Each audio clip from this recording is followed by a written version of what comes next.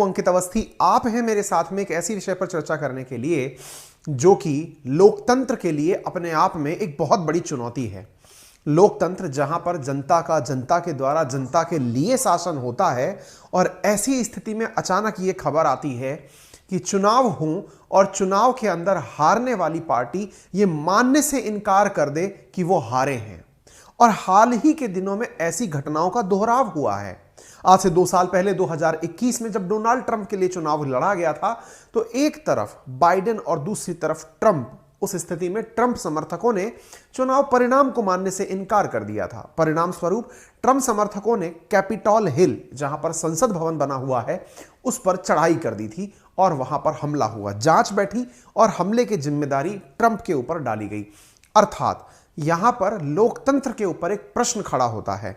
लोकतंत्र जब जनता का जनता के द्वारा जनता के लिए शासन है तो ऐसी स्थिति में हारने वाली पार्टियां यदि चुनाव रिजल्ट मानने से इनकार कर देंगी तो विचार करिए कि दुनिया में लोकतंत्र का क्या हाल होगा। यह विषय वस्तु जितनी मैं आपके साथ में आज चर्चा कर रहा हूं और 2 साल पहले की बात अगर कर रहा हूं तो वैसी ही कुछ दृश्य आज फिर देखने को मिले हैं।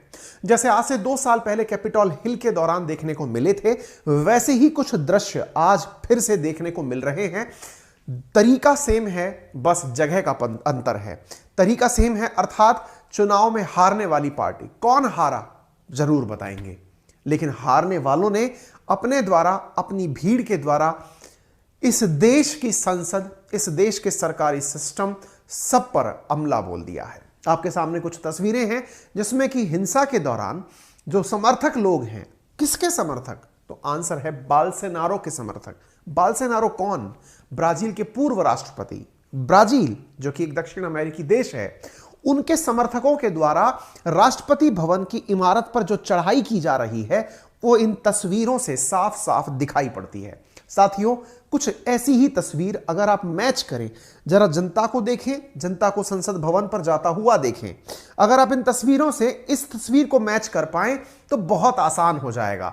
यह है वो कैपिटॉल हिल जहां ट्रंप समर्थकों ने बिल्कुल ऐसे ही चढ़ाई कर दी थी और अमेरिका जो कि लोकतंत्र के लिए सबसे पुराना देश कहा जाता है, वहां पर लोकतंत्र की धज्जियां उड़ी थी।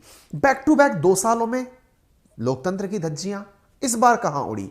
इस बार उड़ी ब्राजील में। ब्राजील जो कि दक्षिण अमेरिका का एक देश है, ब्राजील जो कि इक्वेटर पर स्थित है, ब्राजील जहां पर अमेजन के 60% जंगल हैं, जहां पर दुनिया की सबसे अधिक पानी ले जाने वाली नदी अमेजन बहती है, जहां पर दुनिया का सबसे डेंस फॉरेस्ट, जिसे दुनिया का फेफड़ा भी कहा जाता है, वो अमेजन जंगल फॉरेस्ट प्रेजेंट है। इसी जंगल के ऊपर लड़ाई है असल में। खैर, चर्चा में इसको हम नहीं शामिल करेंगे फिलहाल, लेकिन फिलहाल के लिए इसी ब्राजील के अंदर हिंसा है और इसी हिंसा को हम देखने के लिए आपके सामने हैं। आज से 2 महीने पहले मैंने आपके सामने यह सेशन एक बार पहले भी किया था। अक्टूबर का महीना था। हमने ये जानकारी तब आपसे इसलिए साझा की थी क्योंकि तब यहां पर चुनाव हुए थे। किसके चुनाव हुए थे? यहां पर चुनाव में एक तरफ थे जायर बोल्सोनारो जो कि निवर्तमान राष्ट्रपति हैं और दूसरे लूला डी सिल्वा। इन दोनों के बीच में चुनाव था। जनता ने लूला डी सिल्वा को चुना। जायर बोल्सोनारो को बहुत मामूली मार्जिन से, कुछ लाख वोटों से हार का सामना करना पड़ा, लेकिन यह हार को स्वीकार नहीं कर पाए। अक्टूबर में चुनाव हुए थे। 1 जनवरी को राष्ट्रपति को अपने 4 साल के कार्यकाल के लिए पद की शपथ लेनी है, ले ली है और 1 जनवरी 2023 को लूला डी सिल्वा के द्वारा, जो कि तीसरी बार ब्राजील के राष्ट्रपति बने हैं, जो कि खुद भी लगभग 2.25 साल तक भ्रष्टाचार के आरोप में जेल जा चुके हैं, उन्होंने राष्ट्रपति के रूप में ब्राजील के अंदर 1 जनवरी 2023 को शपथ ले ली है। लेकिन तभी से यहां पर प्रदर्शन उग्र हैं। साथियों, चूंकि अक्टूबर में जो चुनाव हुए थे उसमें जायर बोल्सोनारो जो कि निवर्तमान राष्ट्रपति हैं, वो 49.1% मत प्राप्त करके राष्ट्रपति का चुनाव हार गए थे। वहीं लूला डी सिल्वा 50.9% मत के साथ में चुनाव जीत गए थे। मैं यहां पर यह बता दूं आपको, ब्राजील में वोट देना कंपलसरी है, नंबर 1। नंबर दूसरा, यहां पर वही व्यक्ति राष्ट्रपति बनेगा जिसके पास 50% से ज्यादा मत होंगे। आप कहेंगे ज्यादा लोग खड़े हो गए तो तब तक चुनाव होता रहेगा जब तक एक व्यक्ति को 50% से ऊपर वोट ना मिल जाए। अर्थात पहली बार में कई लोग खड़े हो गए, सबसे ज्यादा और सेकंड वाला सेकंड राउंड के लिए निकल के आएंगे, बाकी सबको हटा दिया जाएगा, बाकी बचे वोट को फिर से करवाया जाएगा, सेकंड राउंड की वोटिंग होगी और उसमें फिर से दोनों प्रत्याशियों के बीच में वोट डिस्ट्रीब्यूट किए जाएंगे। सेकंड राउंड की वोटिंग के बाद में जिसके पास 50% से ज्यादा वोट चले गए वो विजेता होगा। आप देख सकते हैं जायर बाल्सेनारो कुछ वोट से हारे, जिसकी वजह से इनके समर्थकों का कहना है कि यहां पर पूरी तरह से जायर बाल्सेनारो के द्वारा अपनी जनता को भड़काया गया है, अपने समर्थकों को भड़काया गया है।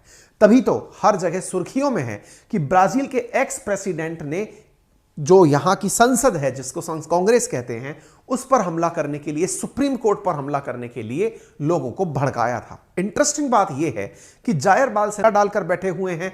इन दोनों के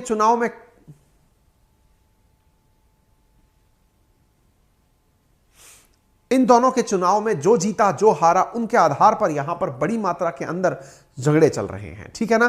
तो ऐसी स्थिति में जायर बाल्सेनारो जो हैं, उन्होंने खुद ने जाने से पहले इस प्रेसिडेंशियल भवन को नुकसान पहुंचाया था, ऐसा लूला का कहना है।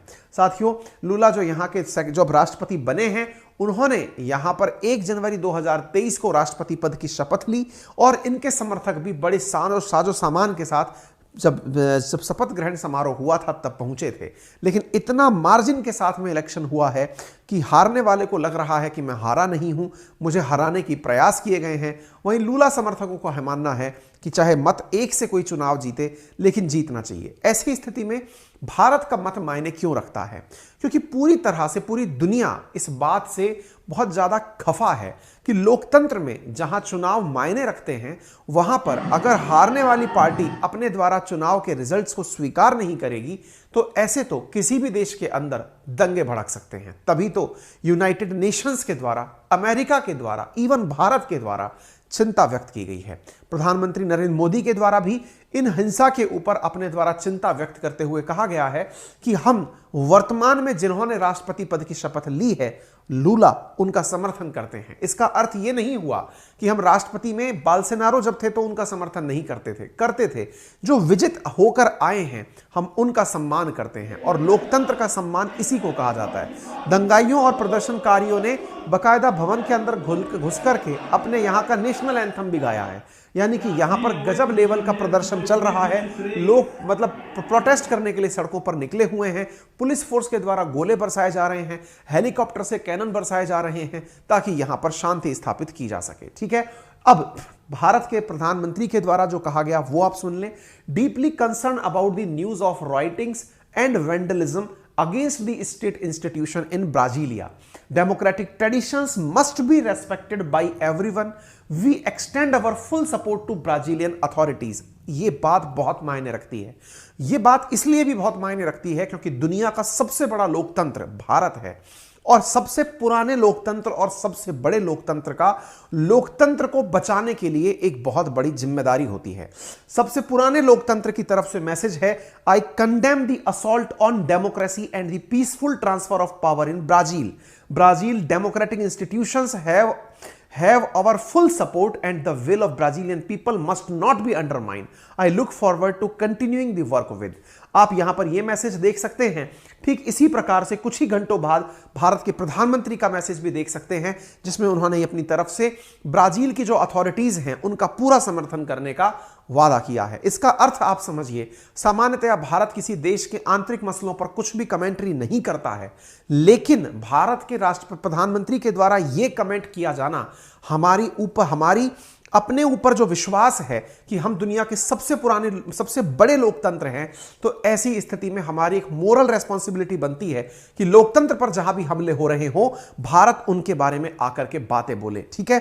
तो आप यहां पर देख सकते हैं और आज की हिंसा में एक गजब का संयोग है। संयोग यह है कि उस समय जब डोनाल्ड ट्रंप थे, वो असल मायने में बाल्सेनारो का समर्थन करते थे। इतना ही नहीं, उन्होंने बाल्सेनारो का कई बार उनके देश में भी समर्थन किया है। दोनों एक जैसे नेता थे, या ये कहिए दोनों एक दूसरे का समर्थन करते थे, और यही कारण है कि शायद दोनों ने एक जैसे ही तरीके अपनाए। खैर, फिलहाल के लिए तो हम यही कह सकते हैं कि लोकतंत्र में इस तरह के प्रदर्शन का कोई स्थान नहीं होना चाहिए। उम्मीद है कि आप सभी साथियों को यह बात अच्छे से समझ में आ गई हो। फिलहाल के लिए इतना ही। बाकी आपकी क्या राय है कमेंट बॉक्स में जरूर हमें साझा करें। मेरा रेफरल कोड है अंकित10, जिसका यूज करके आप अनअकैडमी के किसी भी सब्सक्रिप्शन पर पा सकते हैं 10% इमीडिएट डिस्काउंट। अनअकैडमी पर टॉप एडुकेटर्स के द्वारा हर कैटेगरी में क्लासेस ली जा रही हैं। आप जिस भी कैटेगरी में जाकर कोर्सेज लेना चाहते हैं, मेरे रेफरल कोड का यूज करके आप 10% डिस्काउंट ले सकते हैं। मेरे द्वारा कोर्सेज पढ़ाए जा रहे हैं, वो कोर्सेज 5 तारीख को बैच शुरू हो चुका था। अगर आप एडमिशन नहीं ले पाए हैं और अगर आप ये भी नहीं लेना चाहते हैं तो कोई बात नहीं, इन फ्यूचर जब बैच आएगा, नेक्स्ट मंथ में बैच आएगा, उसका हम अनाउंसमेंट करेंगे, तो आप उसमें अपने आप को एनरोल कर लीजिएगा। क्योंकि मेरा अब डेडिकेटेड एक बैच चल रहा है, that is general awareness by Ankit Awasthi. ठीक है, फिलहाल के लिए इतना ही। अपना ख्याल रखें। धन्यवाद।